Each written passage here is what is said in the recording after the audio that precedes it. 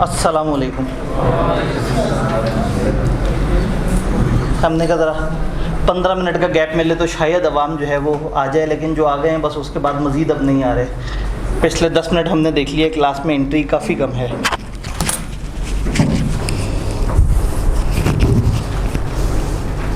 जी जनाब, अभी सर उसामा आपसे डिस्कस कर रहे थे कि नाम को देख के क्या लग रहा है, तो आप लोगों ने बड़े अच्छे अच्छे आइडियाज़ दिए। बेसिकली बिज़नेस लॉज, तो वो जो लॉस का वर्ड है ना वो थोड़ा सा ख़तरनाक है कि ये कोई एक बिज़नेस का लॉ नहीं है, इसमें काफ़ी सारे बिज़नेस के लॉज हैं। ऑल्दो बहुत लंबे चौड़े नहीं हैं, छोटे छोटे से बिज़नेस लॉज हैं। इस पेपर की हिस्ट्री शायद थोड़ा सा आपको पता हो अपने सीनियर से। इस पेपर ने तकरीबन 7 साल राज किया है आई कैप में। सबसे गंदा पास रेट इस सब्जेक्ट का रहा है 7 साल तक। तकरीबन 14 अटैम्प्ट्स ऐसी गुजरी हैं आई कैप में जिसमें ये पेपर वर्स्ट पेपर रहा है। 12%, 13%, अगर 18% रिज़ल्ट आता था तो हम बड़े एक्साइटेड हो जाते थे कि इतना अच्छा रिज़ल्ट आ गया। फिर उस वक्त ये पेपर कंबाइन होता था, इसमें 2 पेपर जुड़े हुए होते थे, जो अभी कैफ 7 कंपनी लॉ है और जो अब करंटली आप पढ़ रहे हैं, ये दोनों जुड़े होते थे और कुछ और चीज़ें भी थी। फिर आई कैप को एहसास हुआ कि ये पेपर काफ़ी संगीन हो गया है और लोगों से नहीं पास हो रहा। फिर उन्होंने इसके 2 टुकड़े किए और लास्ट टाइम पहली दफ़ा उन्होंने ये वाला पेपर लिया और लास्ट टाइम ही पेपर भी बहुत आसान सेट कर दिया और रिज़ल्ट भी तारीखी दे दिया। 45% लोग जो है इस पेपर में पास हुए जो अपीयर हुए थे। 45% का मतलब हम ये समझते हैं कि हर वो बंदा जो सीरियस था मेजॉरिटी पास हो गई। चूँकि 15-20% तो लोग जो है वो बस दाखिला भेजा हुआ होता है लेकिन को बहुत ज़्यादा सीरियस नहीं होते पेपर को लेके। तो अब ये पेपर उतना मुश्किल नहीं रहा, लेकिन लास्ट टाइम के अच्छे रिज़ल्ट के पीछे एक बहुत बड़ी रीज़न है सीनियर बच्चे। लास्ट टाइम बहुत सारे वो लोग थे जो कि सिर्फ इस पेपर को बचा के बैठे हुए थे, या जो पिछली वजह से जो इससे पहले रिज़ल्ट ख़राब आता था उसमें उनका पास नहीं हुआ। तो उन सीनियर लोगों ने जब ये पेपर दिया और आई कैप ने इसको ज़रा बेसिक लेवल पे ड्राफ्ट कर लिया तो उन लोगों की मेजॉरिटी पास हुई। लेकिन जो नए लोग AFC से आए थे उनके लिए फिर दुश्वारी थी। आप लोग PRC से आए हैं मेजॉरिटी, हमारी अंडरस्टैंडिंग यही है। चूँकि यहाँ 2 बैच थे, एक हमने PRC के लिए होल्ड किया हुआ था ये वाला, और एक इसके साथ जो चल रहा है, जो इससे पहले चल रहा है, वो वाला बैच हम लोगों ने प्लान किया हुआ था कि वो AFC पास हुए हुए स्टूडेंट्स उसमें आ जाएंगे या जो आगे के स्टूडेंट्स हैं। तो PRC में आप लोगों ने तो खुदा ना खास्ता कुछ भी नहीं सीखा CA के बारे में। सीखा है? आपने जो सीखा है वो किताबी बात है, आपने पढ़ाई वाली बात सीखी है, लेकिन PRC के रिज़ल्ट ऐसे होते ही नहीं कि आपको सिखाएं। सिखाता तो कैफ है। PRC में 5 सब्जेक्ट्स में से आपने 80-90% टाइम दिया 2 सब्जेक्ट्स को, अकाउंटिंग और QM। उसके बाद थोड़ा बहुत इंट्रोडक्शन टू बिजनेस ने आपका टाइम ले लिया। अदरवाइज़ PRC में ये है कि इन 5 सब्जेक्ट्स में हम ज़्यादातर न्यूमेरिकल सब्जेक्ट्स के पीछे पड़े रहते हैं। यही कैफ का भी अलमी है। कैफ के अंदर भी ज़्यादातर लोग न्यूमेरिकल सब्जेक्ट्स के पीछे पड़े रहते हैं और रिज़ल्ट, अगर सबसे अच्छा रिज़ल्ट बिज़नेस लॉ में आया तो सबसे बुरा भी कंपनी लॉ में ही आया है। यानी लॉ के ही पेपर के ऊपर वो जो उन्होंने गुस्सा निकालना था उसका उन्होंने सीनियर निकाल लिया और बिगनर बच्चों को ज़रा ईजी कर दिया, और उसमें भी जो ज़्यादा पास हुए वो सीनियर लोग पास हुए। तो ये पेपर जो है वो थोड़ा सा मैच्योर पेपर है, थोड़ा सा समझने वाला पेपर है, लॉजिकल पेपर है। और PRC के बाद जो है ना वो आप लोगों को सीरियस होते होते टाइम लग जाता है। इससे पहले ना PRC का रिज़ल्ट जल्दी आता था, एग्ज़ाम जल्दी होते थे, जल्दी आता था, वो लोग रेगुलर स्टूडेंट्स के साथ शुरू करते थे, उनके पास टाइम होता था। आपका तकरीबन 1 महीना गायब हो चुका है। आपको अपने से पिछले स्टूडेंट्स की निस्बत 1 महीना कम मिलेगा, और ख़ास तौर पे उस सीज़न में जिसमें आगे फिर एक ईद आ रही है। तो इसमें थोड़ा सा मुश्किल होता है चीज़ों को लेके चलना। वो स्टूडेंट जो डेली नहीं पढ़ सकेगा ना वो पीछे रह जाएगा। PRC की कुछ गलत आदतें जो बन गई हैं वो यहाँ पे नहीं होनी चाहिए। PRC की गलत आदत बस 2 सब्जेक्ट पढ़ने हैं बाकी नहीं पढ़ने हैं। PRC की गलत आदत, पेपर अगर हम दे के आएंगे तो चांसेस है कि वो पास हो जाएगा। PRC की गलत आदत, जवाब भी सामने, सवाल भी सामने, तो आपकी ज़िंदगी आसान है। सवाल आपके सामने लिखा हुआ है, जवाब भी आपके सामने लिखा हुआ है, सिर्फ आपने थोड़ा सा दिमाग चलाना है। यहाँ सवाल लिखा हुआ है, जवाब नहीं लिखा हुआ। फिर आप में से पता नहीं कितने ऐसे हैं जो FSC एग्जाम करा के आ गए होंगे।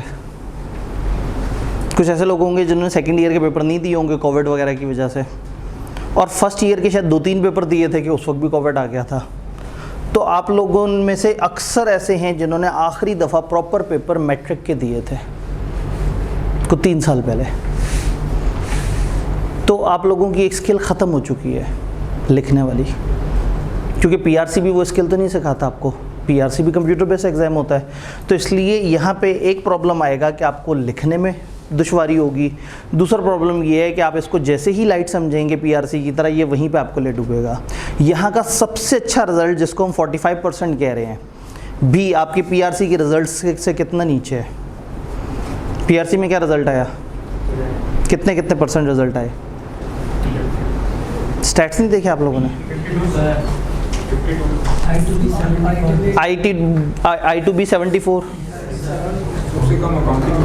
सबसे कम अकाउंटिंग में है कितना? लें जी, दो अलग अलग शहादतें मौसूल हुई हैं, 31 और 39, यानी कि अकाउंटिंग ने फिर भी वफा नहीं की। सबसे ज़्यादा पढ़ा भी अकाउंटिंग और क्यूएम, वफा उसने फिर भी नहीं की। और इंट्रोडक्शन टू बिजनेस माशाल्लाह से 70 समथिंग %। इसका मतलब ये हुआ ना कि जिसने तकरीबन पेपर दिया उन सबको पास कर दिया, क्योंकि इतने लोग तो पेपर से पिछले दिन बीमार भी हो जाते हैं या अचानक से पेपर में परफॉर्म नहीं कर पाते, या इतने लोग तो ऐसे होते हैं जो तैयारी नहीं करके आए होते। तो पीआरसी थोड़ा सा इजी कर देता है आपको, थोड़ी सी जिद्दोजहद यहाँ नज़र आएगी और कुछ अकाउंटिंग में नज़र आएगी। हम सारे टीचर्स ये कोशिश कर रहे होंगे कि आपके अंदर से वो पुराना छेन छबीला स्टूडेंट निकालें और अब आपको थोड़ा सा सीनियर, समझदार, सुलझा हुआ और पढ़ने वाला स्टूडेंट बना दें। मेरा सब्जेक्ट इतना बड़ा नहीं है कि मैं आपको बहुत ज़्यादा तकलीफ़ दूँ। आपसे सिर्फ एक छोटी सी गुजारिश होगी, 1 घंटा दिन का आप इधर दे दें, चीज़ें बेहतर हो चल जाएंगी। क्लास के अलावा सिर्फ 1 घंटा आपने देना है। वीकेंड पे शायद एक दिन आपको 3 से 4 घंटे काम करना पड़े बस, वो भी वो दिन होगा जिसमें आपकी क्लास नहीं होगी। तो सिर्फ आपने फोकस रखना है, साथ साथ लेके चलना है। बड़ा मज़े का पेपर है और आप सही जगह पे भी आए हैं। मतलब हम ये पेपर जो है वो डरा के नहीं पढ़ाते, प्यार से समझा के अच्छी तरह से गाइड करके इसके ऊपर काम कर रहे होते हैं। तो अल्लाह करे आप लोग तैयार हों। देखें थोड़ा सा पेपर के बारे में, पैटर्न के बारे में क्या है, किस तरह से है। जैसे अभी सर उसामा बता रहे थे कि बिज़नेस लॉज सिर्फ जो फील आ रही है दैट इज़ मल्टीपल लॉज हैं। तो हमारा जो है आज का टारगेट ये है कि बुक्स कौन सी होंगी, इश्यूज़ क्या हैं लॉ के अंदर, एग्जामिनर के कॉमन कमेंट्स क्या हैं इस पेपर को लेके, क्या वो प्रॉब्लम्स बताता है स्टूडेंट्स की, और क्या टिप्स एंड टेक्निक्स हैं, हम इसको कैसे लेके चलें। फिर इसका पैटर्न समझना, सिलेबस आउटलाइन समझना सबसे ज़्यादा ज़रूरी है। बुक्स कौन सी फॉलो की जाए। आपको पता है पीआरसी के अंदर भी आईकेएप की स्टैंडर्ड बुक्स हैं। पीआरसी के अंदर बड़ा कम है टीचर्स की किताबें, लेकिन कुछ टीचर्स ने अपने न्यूमेरिकल सब्जेक्ट्स में, ख़ासतौर पे क्यूएम वगैरह में, अपने नोट्स, वर्किंग पेपर्स और इस तरह की चीज़ें बनाई हैं जो आप यूज़ करते हैं, आपको फ़ायदा होता है। नई स्कीम आई है, नई स्कीम ने आके ना एक पुराना पेपर बिजनेस लॉ तोड़ के 2 हिस्सों में डिवाइड कर दिया और जो करंट बिजनेस लॉ के सिलेबस में से बहुत सारी चीज़ें माइनस कर दी। बट किताब को तेज़ी से फाइनल करते हुए उन्होंने बहुत सारे कंटेंट्स माइनस किए, लेकिन एग्जाम्पल्स में उन कंटेंट्स का रेफरेंस रह गया। नॉर्मली आईकेएप की किताब अच्छी होती है, लेकिन फॉर दिस ओनली पेपर मैं सजेस्ट नहीं करूँगा, उस किताब में बहुत ज़्यादा मसले आ गए। पिछले सेशन के एंड पे भी उन्होंने बताया कि उनको तकरीबन कोई 20-22 एग्जाम्पल्स उन्होंने रेक्टिफाई करवाई कि इसको ऐसे कर लें, इसको ऐसे कर लें। तो आईकेएप की किताब पढ़ने से कन्फ्यूजन थोड़ी सी बढ़ गई। तो अभी नहीं, शायद एक आधा टाइम बाद आईकेएप अपनी किताब को थोड़ा सा इंप्रूव कर ले तो फिर हम आईकेएप की किताब को भी देख रहे होंगे। बहरहाल ये है कि आईकेएप की किताब एक सोर्स बुक है, अगर आप उसे पढ़ना चाहें तो विदाउट एग्जाम्पल्स पढ़ना है।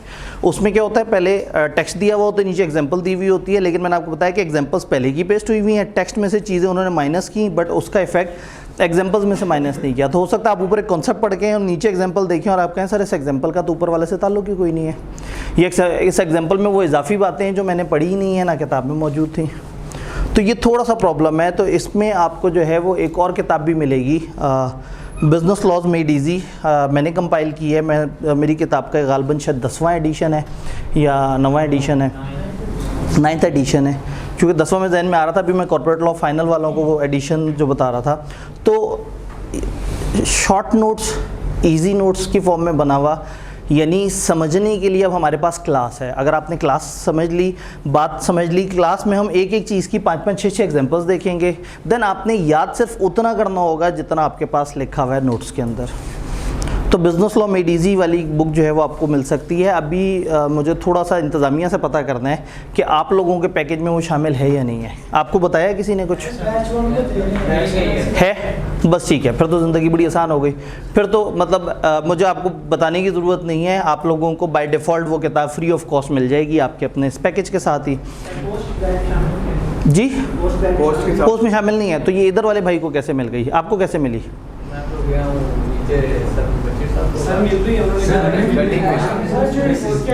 हो सकता है उन्होंने किताबें दी हो, स्टॉक शॉर्ट हो गया हो, तो ख्याल आया हो ये तो पोस्ट रिजल्ट के बच्चे हैं। मैं आपको टोटका बताता हूँ, आपने जाके कहना हम पोस्ट के नहीं है, हम पीआरसी के हैं। हुआ ये कि आप लोग आते आते उस टाइमलाइन में फॉल कर गए जिसमें पोस्ट रिजल्ट वाले आ रहे थे, तो यही बैच डेजिग्नेट हो गया दो तरह के स्टूडेंट्स के लिए, वो जो रिजल्ट के बाद आ रहे हैं और वो जो पीआरसी के लेवल से आ रहे हैं। अब मेरे लिए थोड़ा सा डिफिकल्ट है, एक तरफ बिल्कुल बिगनर बच्चा और एक तरफ वो बच्चा जो कि शायद एक आध दफ़ा फेल हुआ है।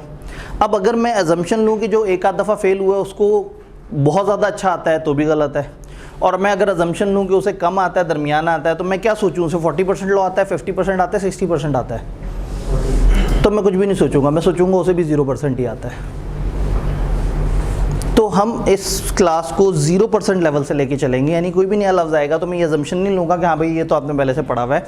लेकिन मैं बताना ही चाह रहा हूँ कि आपने उनको जाके कहना है कि जी मैं पोस्ट रिजल्ट का स्टूडेंट नहीं हूँ, मैं पीआरसी के टाइम से ही आप लोगों से राब्ते में हूँ और मैं पीआरसी के बाद आया हूँ, तो ये तो मेरे हिसाब से प्री रिजल्ट क्लास है, उनसे अगर मैं पोस्ट रिजल्ट का बच्चा नहीं हूँ।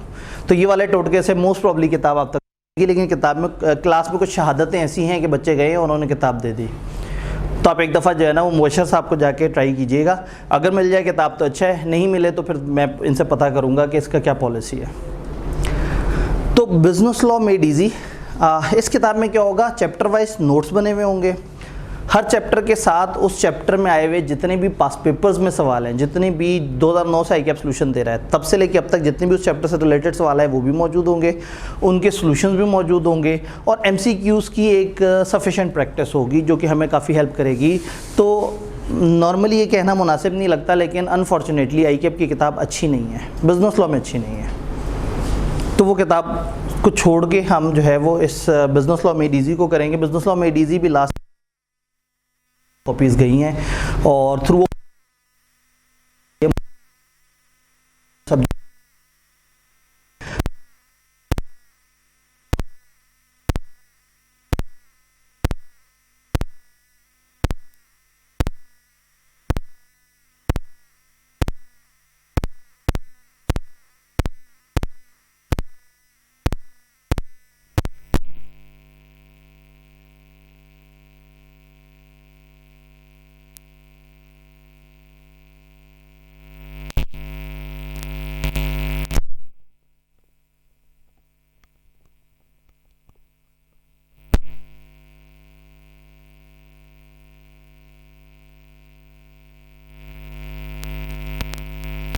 समझ आ गया।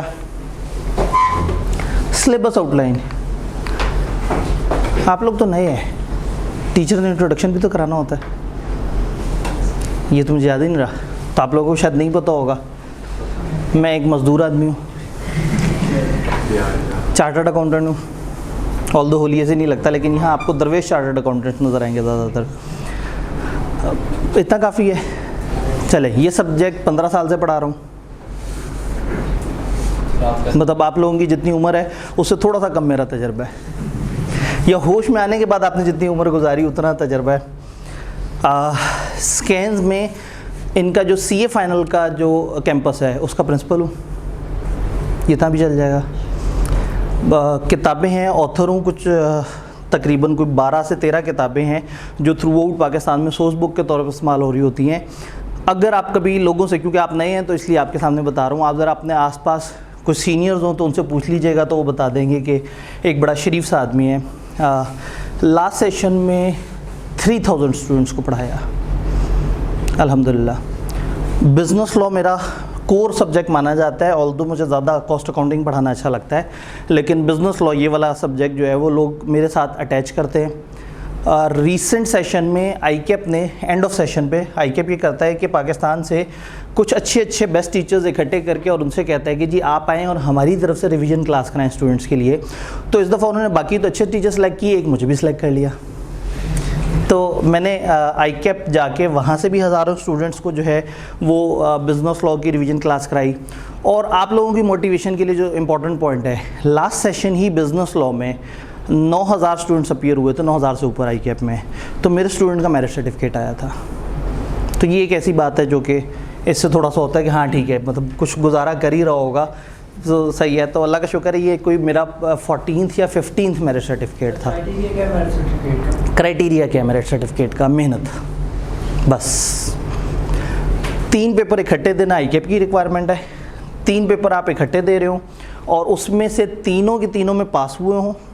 ऑल्दो इसकी अभी तक कोई एविडेंस नहीं है, नई स्कीम आने के बाद उन्होंने ये पॉलिसी रीडिफाइन नहीं की। पुरानी स्कीम में क्या था, एक हमारा ही स्टूडेंट था यहाँ का, उसने 3 पेपर दिए थे और एक में वो फेल हो गया था और एक में मेरिट सर्टिफिकेट आ गया था। और ऐसा भी नहीं है कि पहले फेल हो गए हो तो आगे मेरिट सर्टिफिकेट नहीं आ सकता। लेकिन जो एजुकेशन स्कीम 2021 है ना, शायद आपको थोड़ा सा आइडिया हो, ये हंगामी बुनियादों पर अचानक लाई गई। तो ये बड़ी हबड़-दबड़ में आई थी, तो इसकी अभी तक डॉक्यूमेंटेशन नहीं बनी, तो अभी तक इसके मेरिट सर्टिफिकेट के जो रूल्स हैं वो अभी तक सामने नहीं आए। बट कॉमन अजम्पशन ये होती है कि एक बंदा पीछे से फर्स्ट अटैम्प्ट आ रहा हो, आप लोगों के ऊपर वो अप्लाई नहीं करता, आप पहले 3 पेपर दे रहा हो। अब ये 3 पेपर की मिथ भी ख़त्म कर देते हैं। पिछली दफ़ा जिस मेरे स्टूडेंट का मेरिट सर्टिफिकेट आया, उसने फास्ट ट्रैक में बिजनेस लॉ पढ़ा था। जब AFC दी थी ना लोगों ने दिसंबर में, तो उसके बाद उसका रिज़ल्ट आने के बाद उसने बिज़नेस लॉ अकेले में एडमिशन लिया था और खाली बिज़नेस लॉ दिया था और उसका मेरिट सर्टिफिकेट आया। तो इसका मतलब है कि अब बहुत सारी, अब नई स्कीम में ना जब तक रूल्स नहीं आते तब तक ओपन है। आप जिस सब्जेक्ट पे एफर्ट कर रहे हैं, अगर आप अच्छी एफर्ट करते हैं, बेहतर तरीके से चलते हैं, तो मेरिट पे आ सकते हैं। मेरिट वाली बातें थोड़ी सी अर्ली हैं, थोड़ा सा आगे जाएंगे, ज़रा एक दफ़ा सब्जेक्ट का मिजाज देख लें। थोड़ा सा कुछ दिनों बाद हम देखेंगे कि मेरिट लाने के लिए एक्स्ट्रा ऑर्डिनरी क्या करना चाहिए, तो उस पर भी बात करेंगे। तो वो इंट्रोडक्शन देते हुए जो है थोड़ा सा बता दिया। बाकी कुछ ऑनलाइन वगैरह भी वर्किंग है, कुछ ऑनलाइन मोड पे भी काम कर रहा होता हूँ। तो मतलब कलेक्टिवली को 15 साल से कोशिश कर रहा हूँ कि CA की कम्युनिटी की ज़िंदगी थोड़ी सी आसान की जा सके। तो डिफरेंट पब्लिकेशंस के थ्रू, डिफरेंट वेंचर्स के थ्रू, डिफरेंट एसोसिएशंस के थ्रू, कैफ लेवल पे, CA फाइनल लेवल पे, गाइडेंस, मेंटोरशिप, सारे रोल्स में कोशिश कर रहा हूँ कि लोगों की मदद की जा सके। तो इसी कोशिश में अब आप लोग सामने हैं, तो कोशिश ये होगी कि आप लोगों का बेहतरीन रिजल्ट आए। लास्ट टाइम अभी बिज़नेस लॉ का वो कंपाइल कर रहे थे, वो भी काफ़ी बेहतर था। कंपनी लॉ में भी हमारा 91% रिजल्ट आया अल्हम्दुलिल्लाह यहाँ पे। तो यहाँ पे आईकैप से हम काफ़ी बेहतर रिज़ल्ट प्रोड्यूस करने की कोशिश कर रहे होते हैं। उसमें 2 लोग इम्पॉर्टेंट होते हैं, एक मैं और एक आप। मैं कोशिश करूँगा मैं अपना हिस्सा यहाँ अदा कर दूँ, लेकिन अगर आपकी तरफ से आपकी एफर्ट नहीं आएगी तो हम दोनों साथ नहीं चल पा रहे होंगे। कोशिश करना है साथ साथ चलें, हम बहुत ज़्यादा तकलीफ़देह तरीके से नहीं पढ़ेंगे। जब भी आप इसको अकाउंटिंग से कंपेयर करेंगे तो आपको जन्नत की सी फील आएगी कि आप बहुत रिलैक्स जगह पे हैं, ईजी हैं। 1 घंटे की क्लास होगी, 1.5-2 घंटे की क्लास नहीं होगी को बहुत ज़्यादा आपको, क्योंकि आपने उसके बाद अकाउंटिंग भी पढ़नी है जिसके लिए आपको ज़रा ज़्यादा स्टेमिना चाहिए होगा। 5 डेज़ अ वीक क्लास होगी। इसका मतलब नहीं कि मुझे मेरा दिल नहीं करता मैं 6 दिन पढ़ाऊँ, ऑडिट मेरी 6 दिन ही होती है, लेकिन ये सब्जेक्ट उतना बड़ा है जिसमें बच्चों को इतनी अजियत दी जाए कि 6 डेज़ अ वीक उन्हें पढ़ाया जाए। हाँ, 6 दिन जब क्लास नहीं होगी तो मैं एक्सपेक्ट करूँगा कि आप उस दिन घर बैठ के लिखने पे फोकस करें। हर दिन हम जो पढ़ेंगे वो आपने 1 घंटा घर जाके देना है, उसको पढ़ने में, समझने में, दोबारा देखने में, और वीकेंड एक दफ़ा आए तो जो पूरे वीक में हमने पढ़ा है उसको लिखने की कोशिश करनी है। किताब सामने रखनी है। इस किताब के अंदर जो है वो टोटल जो पेजेस हैं जिसमें टेक्स्ट नोट्स हैं वो 70 है। मतलब 70 pages of my book size जो अभी इन्होंने दिखाई, इसमें आपका पूरा सिलेबस समा जाता है और बाहर आई के पूछता भी नहीं सवाल। तो थोड़ी सी कोशिश करनी है, हर दिन का हर दिन पढ़ लेना है, जिस दिन टाइम मिल जाए तो थोड़ा सा लिख भी लेना है। अदरवाइज़ वीकेंड पे एक दफ़ा बैठना है और जो हमने पूरे वीक पढ़ा उसे लिख लेना है। लिखने से इसकी याददाश्त बहुत बेहतर हो जाएगी। बिजनेस लॉ का एक कॉमन मसला ये याद नहीं रहता। डन। एक स्टेप आगे चलते हैं। मैंने कहा आप लोगों का एक वो पैटर्न होता है टीचर का इंट्रोडक्शन, तो नॉर्मली आप लोग पूछ के आते हैं, लेकिन ये है कि कुछ लोग ऐसे होते हैं कि ठीक है बस अब PRC कर लिया, चलो कहीं पे भी एडमिशन ले लें। तो मैं थोड़ा सा जो है वो फ़ज़ाइल बताने की कोशिश करूं। तो अल्लाह करे अब आने वाले सेशन में आप लोगों में से किसी न किसी स्टूडेंट का इसी तरह से मेरिट सर्टिफिकेट आए, ताकि जो है वो मज़ेदारी की बात हो। सिलेबस बड़ा मज़ेदार है। हमारे सिलेबस को उन्होंने 4 हिस्सों में डिवाइड कर दिया। इंट्रोडक्शन टू लीगल सिस्टम 5 से 8 नंबर। ये 5 से 8 नंबर उन्होंने कहा है, हमारी एक्सपेक्टेशन है कि 5 या 6 नंबर लीगल सिस्टम से, चैप्टर 1 से 5 या 6 नंबर। इससे ज़्यादा उनके पास नंबर नहीं है अगर उन्हें पूरे सब्जेक्ट के साथ इंसाफ करना है। ये एक ही चैप्टर है, grade A introduction to legal system एक चैप्टर है, 18 चैप्टर है हमारी किताब के। अब आईकैप सिलेबस आउटलाइन में उनकी डिवीजन बता रहा है, ये बड़ा ज़रूरी होता है। आईकैप का कैफ का जब भी कोई सब्जेक्ट उठाएं, यू मस्ट नो कि सिलेबस क्या है, कितने हिस्सों में डिवाइड हुआ हुआ है, कौन से एरिया से ज़्यादा सवाल आ रहे हैं, कौन से एरिया से कम, ताकि आप उस पर रेलिवेंट फोकस्ड अटेंशन दें। देन कॉन्ट्रैक्ट एक्ट एक लॉ है जिसके दो पोर्शंस बने हुए हैं, एक पोर्शन 20 से 25 और एक 25 से 30, यानी कि चैप्टर नंबर 2 से लेके चैप्टर नंबर 5 तक वो कहते हैं कि 20 से 25 वेटेज है। आई एक्सपेक्ट कि इस पोर्शन से 22 या 23 नंबर का सवाल। पहले क्या होता था, हमारे पास पीछे 10, 12, 15 अटेम्प्ट्स होती थी, हम वेटेड एनालिसिस कर लेते थे, पता लग जाता था आईकैप क्या पूछता आ रहा है। लेकिन नई स्कीम के इस नए सिलेबस का जो वेरी फर्स्ट अटेम्प्ट हुई है वो एक ही हुई है। उस एक अटेम्प्ट में कितने नंबर का आया वो राइट पे लिखा हुआ है कि कितने कितने नंबर का किस किस पोर्शन से आया है। और मैं आपको अपनी रफ एक्सपेक्टेशन बता रहा हूँ कि इस एरिया में से इतना असूलन देना बनता है। फिर कॉन्ट्रैक्ट एक्ट ही चैप्टर नंबर 6 से लेके 10 तक आईकैप कहता है 25 से 30। आइडियली अगर ये 22 बना लिया तो 28 नंबर, ये 23 बना लिया तो 27 नंबर, यानी कि हम कह सकते हैं कि दैट इज 27 या 28 नंबर। यहाँ से आप रफली एक्सपेक्ट कर सकते हैं। In other words contract act, ये कॉन्ट्रैक्ट एक्ट है पूरा, यहाँ से 50 नंबर का पेपर, यहाँ से तकरीबन 5 नंबर का पेपर, और रेस्ट ऑफ 45 या लेस देन 45 ऊपर से जो बचा वो बन जाएंगे other laws, other business laws. इसके अंदर पार्टनरशिप का लॉ है, उसमें 3 चैप्टर हैं, 11, 12, 13। नेगोशिएबल इंस्ट्रूमेंट का लॉ है, उसमें 2 चैप्टर हैं, और फिर ये 3 चैप्टर्स में 6 छोटे छोटे से लॉज हैं, तो 6 और 2 8 लॉज मिला के 45 नंबर की वेटेज रखते हैं। आईकैप इसको रफली कहता है 35 से 52, चैप्टर 11 से 18 तक। रीसेंट पेपर में अगर हम देखें तो 43 मार्क्स का पेपर यहाँ से आया है, 24 का। उन्होंने ये ऊपर वाले में थोड़ा सा ज़रा अपर साइड पे रहे तो उसका हर्जाना यहाँ से उन्होंने निकाला। तो आईकैप ने इसलिए लिमिट दी हुई होती है कि ताकि वो थोड़ा बहुत प्लस माइनस खेल सके। तो रफली हमें समझ आ गया कि 5 नंबर का लीगल सिस्टम, 50 नंबर का कॉन्ट्रैक्ट एक्ट, और 45 या लेस देन 45 के वो 6 लॉस, 8 डन। तो सिलेबस का पता होना चाहिए। हम लोग नॉर्मली शुरू करते हैं कॉन्ट्रैक्ट एक्ट से क्योंकि बड़ा मज़ेदार सा है, वकीलों वाली डिबेट है, चलते चलते चलते इसको ख़त्म करते हैं और देन फिर हम अदर लॉस के अंदर एंटर हो जाते हैं। किसी खूबसूरत से 2-3 दिन को देख के चैप्टर 1 भी ख़त्म कर देते हैं। चैप्टर 1 इज़ अबाउट पाकिस्तान का आइन, कानून क्या है, कानून कैसे बनता है, लॉ किसे कहते हैं, एक्ट किसे कहते हैं, ऑर्डिनेंस किसे कहते हैं, प्रेसिडेंट की क्या पावर है, पार्लियामेंट की क्या पावर है, कानून साजी में सेनेट क्या करती है, नेशनल असेंबली क्या करती है। पूरा पाकिस्तान का जो 1973 का आइन है ना, उसका एक पोर्शन हमारे सिलेबस में मौजूद है। थोड़ा सा इंटरेस्टिंग है, थोड़ा सा रट्टे वाला है। इंटरेस्टिंग इसलिए जब वो प्रोसेस बताते हैं, रट्टे वाला इसलिए कि आपको याद करना पड़ता है कि पाकिस्तान के आइन के कितने हिस्से हैं, हर हिस्से में कौन कौन से आर्टिकल्स हैं और उसके अंदर क्या क्या लिखा हुआ है। तो ये आपके सिलेबस का ओवरऑल मैप है। इसके अंदर फर्दर भी अगर मैं बात करूं तो हर जोन के अंदर ना कुछ चैप्टर्स इंपॉर्टेंट होते हैं। जैसे यहाँ चैप्टर 4 में से मेजर पेपर आता है, यहाँ 6 और 7 में से मेजर पेपर आता है। तो फर्दर जब हम पढ़ते जाएंगे तो मैं साथ साथ चैप्टर बाय चैप्टर आपको बताता जाऊँगा कि कौन सा चैप्टर कितना ज़रूरी है, कौन से चैप्टर को हमने किस तरह से लेके चलना है। इश्यूज़ क्या हैं इस पेपर के साथ, ये पेपर क्यों नहीं पास होता या इसमें फ़ेल क्यों होते हैं लोग अगर ये आसान है या इस तरह से करके, considering it an easy game. मैं नॉर्मली एक जुमला कहता हूँ कि बिज़नेस लॉ का पेपर इतना आसान है कि फ़ेल हो जाता है, इतनी आसान है। बाकी सब्जेक्ट फ़ेल करने के लिए बड़ी जद्दोजहद करनी पड़ती है, मेहनत करनी पड़ती है, कोशिश करनी पड़ती है, तब जाके फ़ेल होता है। ये बड़े सुकून से फ़ेल हो जाता है। कहने का मतलब है कि आपको हर कोई कहेगा यार न्यूमेरिकल को ध्यान दो, न्यूमेरिकल ही असल गेम है, न्यूमेरिकल पे फोकस करो, ऐसे करो वैसे करो, और जब लॉ की बात आएगी तो आप कहेंगे लो लॉ तो हलवा है, मसला ही कोई नहीं। ऊपर से हम पढ़ाते भी ज़रा हलवे वाले स्टाइल से हैं कि ठीक है जी मज़ेदार है, आसानी से लॉजिक पे बात हो। तो होता ये कि लोग इसको इतनी आसान गेम समझना शुरू कर देते हैं कि ये फेल हो जाता है। आसान है लेकिन इतना आसान नहीं कि बहुत ही आराम से सुकून से पास हो जाए। आपको ऑब्वियसली इसने एक रेलेवेंट मेहनत ज़रूर करवानी है और लास्ट टाइम इत्तफाकन इसका रिज़ल्ट सबसे बेहतर आया है। शायद अब फ़ौरन दोबारा इस तरह से पॉसिबल ना हो, अगले काफ़ी सेशंस तक ऐसा ना हो।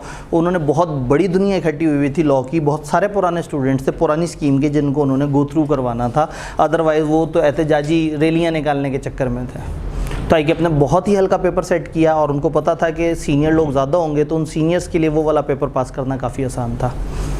बट अब प्रॉपर तरीके से नई स्कीम चल पड़ी है तो अब ये पेपर का लेवल थोड़ा सा टफ कर देंगे और पास रेट भी 45 नहीं 30-33 के आसपास तक सेट कर देंगे, जिसका मतलब होगा कि 2/3 ऑफ द लोग जो पेपर में अपीयर हो रहे हैं वो फेल हो रहे होंगे और 1/3 लोग पास हो रहे होंगे। तो इसलिए इसको आसान गेम नहीं समझना। दूसरा मसला यहाँ रिटेंशन, रट्टा नहीं लगाया जा पाता, चीज़ें समझ आ जाती हैं याद नहीं रहती, इसमें एक थोड़ा सा प्रॉब्लम है। बल्कि ये इंतज़ामिया वाले भाई को भी पैगाम देती हूँ, सर जी अगर बाहर कोई ऑडिट वगैरह के स्टूडेंट आए उनसे कहना है कि 2:30 बजे क्लास है। हाँ, वो थोड़े से हैरान होंगे, परेशान होंगे, असल में ये क्लास की वजह से हमारा टाइम टेबल थोड़ा सा उधर चेंज हुआ है जी। रिटेंशन समझ आ जाता है, याद नहीं रहता। ये जो मैंने आपसे कहना है कि आप रजिस्टर पे उसे लिखें, ये मैं बताऊंगा कि रजिस्टर पे लिखने से क्या मुराद है। हर दिन जो पढ़ेंगे मैं आपको बताऊंगा किताब में हमने ये इतना पढ़ा है, और जो पढ़ा होगा मैं सामने स्लाइड्स पे चला के आपको दिखा भी रहूँगा ताकि आपको क्लास में बैठे बैठे समझ आ जाए कि जो हमने हवा में पढ़ा है वो इंग्लिश में दिखने में कैसा है। घर जाके आप उसे मार्क कर लेंगे। अगर टाइम मिला उस दिन 1 घंटे में, अगर टाइम अभी भी बचा हुआ है तो लिखना शुरू कर दें, नहीं बचा तो वीकेंड पे एक दफ़ा लिखें। मेरी किताब को सामने रखें, अपना रजिस्टर ओपन करें और अपने रजिस्टर पर नीट एंड क्लीन करके लिखें, फिर मेरी किताब को साइड पर रख दें, फिर याद करें अपने रजिस्टर से। जिन लोगों से लॉ याद नहीं होता उनको मैं हमेशा कहता हूँ कि आप लिख के याद करें, और उसके बाद जब वो लिख के याद करते हैं तो उनकी रिटेंशन भी बढ़ जाती है और देर तक रहती है, यानी कि याद भी जल्दी होता है और रहता भी देर पाए दिमाग में। अगर आपने एफएससी या मैट्रिक में कभी प्रैक्टिस की हो लिख के याद करने की तो लिखा हुआ बहुत ज़्यादा याद रहता है, इवन पेज की शक्ल तक याद रहती है कि पेज के उस कोने पे इंक गिरी हुई थी, उधर से पेज मुड़ा हुआ था, यहाँ तक याद रहता है। तो अगर रिटेंशन के मसले से निकलना है तो साथ साथ लिखना है। आईकेएप के सवाल कैसे अटेम्प्ट करने हैं? आईकेएप में ना 2-3 तरह के सवाल आते हैं सब्जेक्ट में, और स्टूडेंट क्या करते हैं हर तरह के सवाल को एक ही तरह से सॉल्व कर देते हैं। हम लोग जब वेरी फर्स्ट टेस्ट करेंगे उसके बाद मैं आपको बताऊंगा कि आपने लिखना कैसे है। यानी पहला टेस्ट मैं आपको नहीं बताऊंगा कि आपने सवालों को सॉल्व कैसे करना है, आप अपने तरीके से कोशिश करेंगे उन सवालों को सॉल्व करने की जिससे आपको सीखने का मौका मिलेगा। नेक्स्ट डे फिर मैं आपको क्लास में बताऊंगा कि ये टेस्ट था, इसमें ये 3 तरह के सवाल थे, इस तरह के सवाल को यूँ सॉल्व करना है, इस तरह के सवाल को यूँ सॉल्व। एक दफ़ा जब हम 3 तरह के सवालों को सॉल्व करने का तरीका देख लेंगे तो थ्रू आउट फिर इस पेपर हम उस पैटर्न को फॉलो कर रहे होंगे। फॉर एग्जाम्पल सवाल यूँ भी आ सकता है कि लिस्ट डाउन ये वाली चीज़ जो फलाना लॉ में लिखी है, और सवाल यूँ भी आ सकता है कि 2 लोग हैं उनके दरमियान ये मामला हुआ, अब कानून की नज़र में बताओ कि सही हुआ या गलत हुआ। तो इसमें वकीलों वाला जवाब भी हो सकता है और इसमें रट्टे वाला जवाब भी हो सकता है। रट्टे को हम आईकेएप की ज़बान में नॉलेज बेस कहते हैं और लॉजिक को हम आईकेएप की ज़बान में एप्लीकेशन बेस कहते हैं। आईकेएप ये कहता है कि ये पेपर 40% नॉलेज बेस है और 60% एप्लीकेशन बेस्ड है। एग्जैक्टली 40 नंबर का पेपर पिछला वाला रट्टे वाला था, सीधे सीधे सवाल थे, list down this, define this, explain this, और 60 नंबर का पेपर ऐसा था जिसमें लॉजिकल सवाल थे। तो जिनको रट्टा बहुत पसंद होता है 40 नंबर तक वो पहुंच सकते हैं, लेकिन बहरहाल अब इसमें अब आपको लॉजिक चाहिए। हम करेंगे ये कि मैं क्लास में हर चीज़ लॉजिक से समझाऊंगा, आप हर चीज़ लॉजिक से समझेंगे, बट एडिशनली आप याद भी कर लेंगे क्योंकि ये 40 नंबर कम नहीं है। और लॉजिक की बेस पे वो 40 नंबर को जब आप खुद से लिखने बैठेंगे तो हो सकता है आपसे बीच में कुछ ना कुछ गड़बड़ हो जाए। यहाँ तक बात समझ आ रही है? एएफसी या पीआरसी, मैं डिस्कस करूँ main issues with business law, तो ये एएफसी या पीआरसी क्या कर रहे हैं? बिजनेस लॉ का सबसे बड़ा दुश्मन एएफसी और पीआरसी, जो कि अच्छे भले मेहनती स्टूडेंट को दरमियान में तोड़ देता है। वो मेहनती स्टूडेंट जो एफएससी की बात कस्में खा रहा है, वचन दे रहा है कि मैं बहुत मेहनत करूंगा, आग लगा दूंगा, 18 घंटे पढ़ा करूंगा, मैंने सीए करना है, मैंने बस सब कुछ छोड़ दिया है, ये सोच के सीए में आता है, आगे से मिलता है पीआरसी तो उसका हासा निकल जाता है। 2 सब्जेक्ट दिन में उसने पढ़ने होते हैं, बाकी दोस्तों से पूछे हाँ भाई सीए कर रहे हो, सुना बहुत मुश्किल होता है, यार गल्ला ही बनिया सी, कोई मुश्किल नहीं होता, तुम भी आ जाओ। तो पीआरसी आते ही ना आपका वो जो एक जज्बाती मिजाज था ना उसको ख़त्म कर देता है और आपके अंदर से मेहनती इंसान छीन लेता है। अब उस इंसान को वापस लाने के लिए मेहनत करनी पड़ेगी। तो ये जो आपका एएफसी या पीआरसी है ये बिजनेस लॉ का एक बहुत बड़ा दुश्मन है। देन लास्ट मसला क्या है? शॉर्टकट्स या सिलेक्टेड स्टडी। सिलेबस आउटलाइन देखा, एनालिसिस देखा, आपने कहा अरे वाह सर को नहीं पता, हमने पास पेपर को देखा, हमें समझ आ गई, ये 18 में से करने वाले सर 12 चैप्टर है। सर को यकीनन पता है और सर वो 12 चैप्टर बहुत अच्छी तरह से ज़रूर पढ़ाएंगे, लेकिन इसका ये मतलब नहीं कि सर वो 6 चैप्टर छुड़वा देंगे। हमने कवर सारा करना है, क्योंकि जब एक सब्जेक्ट ऐसा है कि जिसका सिलेबस उन्होंने बिखेरा हुआ है, फिर MCQs हैं जिसमें किसी भी चैप्टर से कुछ भी पूछ सकते हैं, तो कोई भी चैप्टर गैर ज़रूरी नहीं है। और हमने सिलेबस सारा करना है। जो शॉर्टकट, अब इतने छोटे सिलेबस के बाद जो शॉर्टकट मारेगा ना, वो अपने आप को तबाह कर रहा होगा, क्योंकि उससे पता ही नहीं होगा कि उसने क्या करना है और कैसे करना है। तो शॉर्टकट्स यहाँ नहीं करने हैं, सिलेक्टिव स्टडी नहीं करनी, यहाँ पे मेहनत करनी है, जितना पढ़ा उसको सही तरीके से तैयार करना है। एक स्टेप आगे चलते हैं। पेपर का पैटर्न क्या है? 15% MCQs और 85% सब्जेक्टिव क्वेश्चन। लिखने वाले 85% और 15% आपको MCQs पेपर में आएंगे, जिनको आपने अलग से सॉल्व करना होगा। ये जो लिखने वाला है, इसकी आई के अपने आगे से तरतीब बताई है 40 और 60, लेकिन MCQs में भी यही तरतीब है। MCQ में भी आपको तकरीबन 60% MCQs नज़र आएंगे, जिसमें सिचुएशन दी होगी और आपको MCQ में दिमाग इस्तेमाल करना होगा, और 40% ऐसे MCQs होंगे जो कि सीधा सीधा सवाल होगा, सीधा सीधा जवाब होगा, सिर्फ आपके रट्टे का इम्तिहान होगा। तो ये पेपर में आपके पास थोड़ा सा चोर दरवाज़ा इन 15 MCQs से भी मिल जाता है, जिससे आप जाते साथ ही इन 15 MCQs में से 12-13 नंबर पकड़ लेते हैं। फिर उसके बाद सीधे सीधे थ्योरी वाले सवाल उठाते हैं और फिर एक एक करके डिफ़िकल्ट सवालों की तरफ आना शुरू करते हैं। तो थोड़ा सा प्लान करके चलें तो चीज़ें अच्छी चलेंगी। आपको इस क्लास में कभी भी लोड ज़्यादा फील नहीं होगा, और इंशाल्लाह प्लानिंग से चलेंगे, ये बड़ा ज़रूरी है। Overall tips and techniques, overall किन चीज़ों को आपने जहन में रखना है? नंबर 1, डेली पढ़ना है। और ये सिर्फ लिखने वाली बात नहीं है, सुनने वाली बात नहीं है, वाकई ही डेली पढ़ना है। अगर आप डेली पढ़ेंगे तो आपको less than equal to 1 hour पढ़ना पड़ेगा। लेकिन अगर आपने किसी एक दिन पढ़ाई छोड़ दी तो अगले दिन 3 घंटे पढ़ के भी कवर नहीं हो रहा होगा, क्योंकि एक स्टेमिना होता है, ख़ास लिमिट तक ना लॉ समझ आता है। ये खुश सब्जेक्ट है। आपने अभी तक मैट्रिक FSC में इतने ज़्यादा खुश सब्जेक्ट नहीं पढ़े, थोड़ी बहुत फिर भी उसमें लॉजिक होती थी। तो लॉ थोड़ा सा खुश्क होता है, ये स्किप हो जाता है, ये ज़्यादा देर नहीं पढ़ा जाता। तो क्लास के बाद घर जाके आपने 1 घंटा या लेस देन 1 घंटा इसे पढ़ना है, बट पढ़ना डेली है। आप CA में पहले हैं, नए हैं, तो मैं थोड़ा सा आपको बता दूं, जो डेली पढ़ता है वो कम पढ़ता है। ये जुमला अगर पल्ले से बांध लेंगे ना, तो पहली दिन बड़ा सहूलत हो जाएगी आपके लिए। आज पहली दफ़ा ऐसा है कि आप कैफ़ की क्लास में हैं। मैं हर सेशन में कैफ़ के लोगों को, PRC के लोगों को, CFAP के, MSA के क्वालिफाइड लोगों को अपने हाथ से शील्ड देते हुए देख रहा होता हूँ। ओवर द ईयर्स उनको ऑब्जर्व कर रहा होता हूँ। मैंने एक चीज़ नोट की है, जो डेली पढ़ता है वो बहुत सुकून में रहता है, और जो स्किप कर देता है बीच में से, उसके लिए फिर मुश्किल हो जाता है। तो CA वाकई ही मुश्किल नहीं है अगर आप डेली पढ़ रहे हैं। मैं आपको जेन्युइनली बताऊँ, अगर आप डेली मोबाइल साइड पर रख के पढ़ रहे हैं तो 3 से 4 घंटे a day is the maximum study जो CA के स्टूडेंट को करनी चाहिए। आपको इंटरनेट पे 10-10 घंटे वाले लोग भी मिलेंगे कि हम 10 घंटे पढ़ते हैं, हम 15 घंटे पढ़ते हैं, लेकिन वो किस तरह से पढ़ते हैं? जिस वक्त वो पोस्ट लिख रहे हैं वो उस टाइम को भी काउंट कर रहे होंगे कि वो पढ़ रहे हैं। सिर्फ मोबाइल साइड पर रखना है। मोबाइल दिन में चार्जिंग के लिए भी तो साइड पर करना होता है ना, बस जिस वक्त चार्जिंग के लिए साइड पर करें, 3 से 4 घंटे पढ़ाई कर लें। मैं आपको बता रहा हूँ, टाइम ज़्यादा है और पढ़ना कम होता है। अगर आप डेली पढ़ रहे हैं ना, तो 3 से 4 घंटे में आपने जो उस दिन किया है कॉलेज में, उस सारे को रिवाइज़ कर लेते हैं और आपके पास सफिशिएंट टाइम अवेलेबल होता है। तो पहले दिन से अच्छी आदत डाल लेंगे, इस वक्त आसान है, आगे जाके मुश्किल हो जाएगा। तो डेली का डेली पढ़ना है, और डेली मेरा सब्जेक्ट 1 घंटा है और ओवरऑल 3 से 4। यकीन माने 10 घंटे पढ़ने वाला एग्जैक्टली उतना ही पढ़ता है जितना 4 घंटे बाद पढ़ने वाला। आपने शायद देखा हो FSC में भी, मैट्रिक में भी, कि एक तरफ एक चैप्टर उठाया और 8 घंटे से उसे पढ़ रहे हैं और नहीं हो रहा, और एक तरफ आप फ्रेश हैं, बाहर से क्रिकेट शिरकेट खेल के आए हैं, ज़रा इजी हैं, आप बैठे, पता लगा 1 घंटे में चैप्टर ख़त्म। इसका मतलब है कि जब आप फोकस के साथ एक चीज़ करते हैं तो कम टाइम में हो जाती है। फोकस बड़ा ज़रूरी है। मिथ बनी हुई है जी 6 महीने जो नहीं पढ़ेगा वो होगा। आपको पता नहीं कितने लोग बता रहे होंगे तुम तो गए, 1 महीना तो ज़ाया हो गया, अब क्या करोगे इतने कम टाइम में?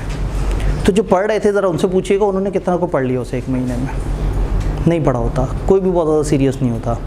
और अगर 5 महीने 6 महीने में ये सब्जेक्ट पास नहीं हो सकते, तो ये जिस बच्चे ने मेरा मेरिट सर्टिफिकेट लिया उसने तो 1.5 महीना पढ़ा था, वो तो फास्ट ट्रैक था, तो उसके पास तो थे ही 45 दिन। तो उस 45 दिन में उसने 6 महीने पढ़े हुए लोगों से ज़्यादा अच्छा परफॉर्म कर दिया। इट मीन्स कि जो फोकस से काम करता है वो बहुत अच्छा काम करता है। क्योंकि उस बच्चे के पास और कुछ पढ़ने को नहीं था, उसने सिर्फ बिजनेस लॉ देना था। तो अगर आप फोकस से करें तो एक सब्जेक्ट को बहुत ज़्यादा टाइम नहीं भी मिले लेकिन ध्यान से टाइम मिले तो वो पास हो जाता है। तो जो टिप्स एंड टेक्निक्स हैं, नंबर 1 आपने डेली पढ़ना है, नंबर 2 वीकली टेस्ट।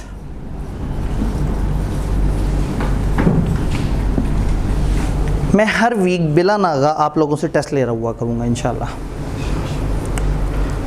और उस टेस्ट में आपको मौका मिलेगा। वो टेस्ट मजबूरी होगी तो वीकेंड से पहले होगा, अदरवाइज़ वो वीकेंड गुजार के होगा।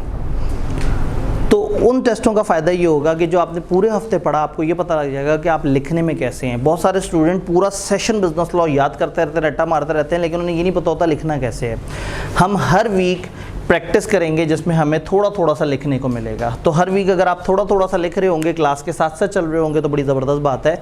3 हफ्ते की हम पढ़ाई के बाद एक ग्रैंड टेस्ट भी करेंगे जिसमें एक दफ़ा देखेंगे कि आपसे अगर इकट्ठे 3-4 हफ्तों का कोर्स पूछा जाए तो आप कितना अच्छा परफॉर्म करते हैं। डन। आप शायद गलत क्लास में आ गए, परेशान हो गए। हाँ नहीं, असल में थोड़ा सा उसका टाइम मैनेजमेंट ने 15 मिनट आगे पीछे कर दिया, 2:30। हाँ लेकिन आप बैठे भी रहें तो मतलब ऐसा कोई मोटिवेट ही हो जाएंगे थोड़ा। नहीं ठीक है सर, तो नहीं मैंने कहा नहीं सर बहुत मोटिवेशन है, हम जो है ना असल में इसके फ़ौरन साथ ना वो कैफ़ 8 की क्लास है, वो ज़रा सीनियर है, मतलब वो बिल्कुल कैफ़ के एंड के लोग होते हैं, आप लोग कैफ़ के बिल्कुल स्टार्ट के। तो वो भाई ने सोचा कि कहीं ऐसा ना हो कि मैं जो है ना वो जूनियर्स के साथ बैठ के जो है वो फिर बाद में मेरा मजाक उड़ाया जाए। सीए में ना इतनी जल्दी सीनियर जूनियर का फ़र्क ख़त्म हो जाता है, साल के अंदर जो है ना आप अपने सीनियर्स के बराबर होते हैं, क्योंकि वो तो वहीं पर रुके हुए होते हैं, आप आहिस्ता आहिस्ता मेहनत करके वहाँ तक पहुँच रहे होते हैं। तो सीए बड़ी ख़तरनाक सी चीज़ है, जो भी थोड़ा सा मेहनत करना छोड़ देता है ना, रिलैक्स हो जाता है, उसको बहुत मुश्किल होती है।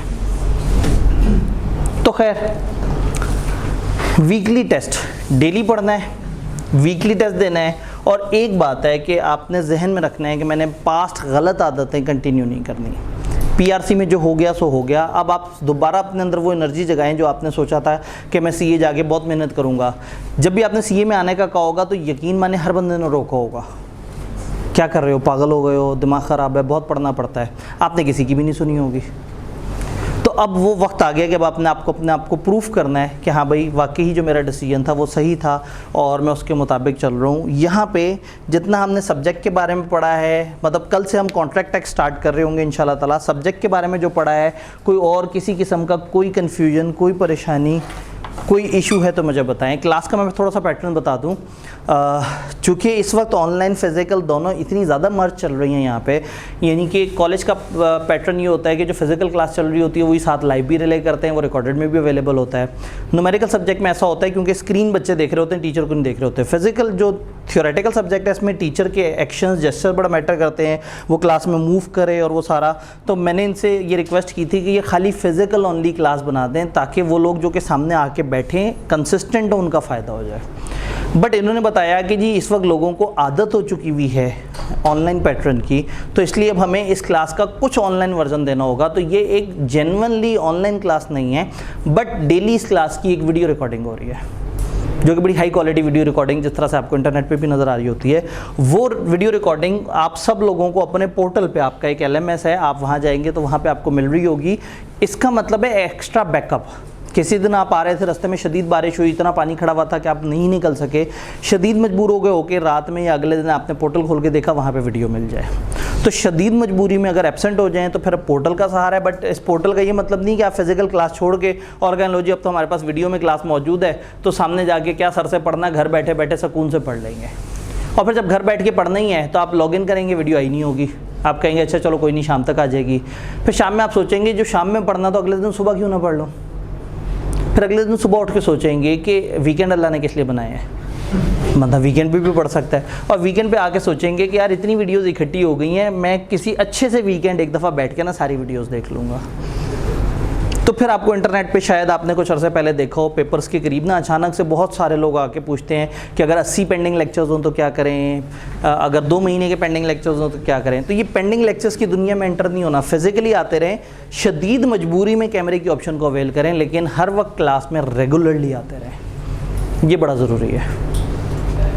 डन। कोई सवाल हमारे पैटर्न से रिलेटेड, सब्जेक्ट से रिलेटेड, कोई भी किसी भी किस्म की कोई कन्फ्यूजन, कोई परेशानी? जी जो पास पेपर वाले क्वेश्चन होते हैं वो रिपीट होते हैं? जी, पास पेपर के सवाल क्या रिपीट होते हैं यहाँ पे? यस, यहाँ पे एक अच्छी खासी टेंडेंसी है कि पास पेपर के सवाल का थीम, पूरा सवाल नहीं, थीम रिपीट हो जाता है, तो हमें सवाल देखते ही पता लग जाता है। तो जो पास पेपर्स देखते हैं ना, तो उनको साथ साथ अच्छी प्रैक्टिस होती है। तो बीच बीच में हम पास पेपर्स की कुछ प्रैक्टिस क्लास में कर रहे होंगे, और जहाँ मुझे लगेगा कि हमारे पास कम टाइम है तो हम कंटेंट पे फोकस करेंगे, और पोर्टल के ऊपर मैं पास पेपर की डिस्कशन की वीडियो अपलोड कर दूंगा ताकि एक एक्स्ट्रा बैकअप के तौर पर आपके पास आ जाए।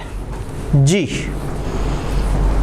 ऑल दो पास पेपर्स अब हमारे पास किताब में बड़े कम हैं, क्योंकि पहला सिलेबस बहुत ज़्यादा होता था, अब छोटा हो गया सिलेबस, उसमें से भी बहुत सारी चीज़ें निकल गई हैं। और 3 चैप्टर्स तो बिल्कुल नए हैं, 16, 17, 18 नए चैप्टर्स हैं। इनका तो सिर्फ very first time last time paper में आई कि आपने पूछा था। जी, पैटर्न, क्लास, किसी और चीज़ से रिलेटेड कोई सवाल? जी, इस टाइम हमारी क्लास होंगी ये भी आती, उस टाइम हमारी अकाउंटिंग और साथ आईटी भी जाएगी। ठीक है। तो अगर तो वो चल रहे हैं ना, तो मैं एक सिंसियर एडवाइस दूं, जब तक वो पास ना होना इस पे ज़्यादा फोकस ना करें। बहुत सारे लोग पीआरसी या कैफ, पीआरसी या एफसी के साथ कंटिन्यू करते हैं कि चलो जब तक मैं वो पेपर पास कर लूँ ये भी, लेकिन होता ये है कि उसकी वजह से वो पेपर ख़राब हो जाता है, और वो ख़राब हो गया तो ये कुछ भी नहीं कर सकेंगे। तो दिस इज़ बेटर कि आपने इसको, फिर अगर आपकी इस टाइम पे वो वाली क्लास चल रही है तो उसको ज्वाइन करें, और इसको आप फिर रिकॉर्डेड पे ले जाएं। आपकी फ़र्स्ट प्रेफरेंस वो पेपर हो, क्योंकि वो नहीं निकला ना 6 महीने ज़ाया हो जाएंगे। ये हल्का तैयार हुआ कोई बात नहीं, लेकिन सिरे से आप यहाँ तक पहुँच ही ना पाएँ वो ज़्यादा ख़तरनाक है। तो आपकी फ़र्स्ट प्रेफरेंस वही पेपर होना चाहिए। ठीक है, ये पेपर कम टाइम में भी तेज़ी से तैयार हो जाता है, ऐसा कोई बहुत ज़्यादा बड़ा मसला नहीं है। लेकिन पीआरसी ना निकला तो फिर खामखा के 6 महीने ज़ाया हो जाएंगे। जी, कोई और सवाल? तैयार हैं? कल से आग लगा देंगे।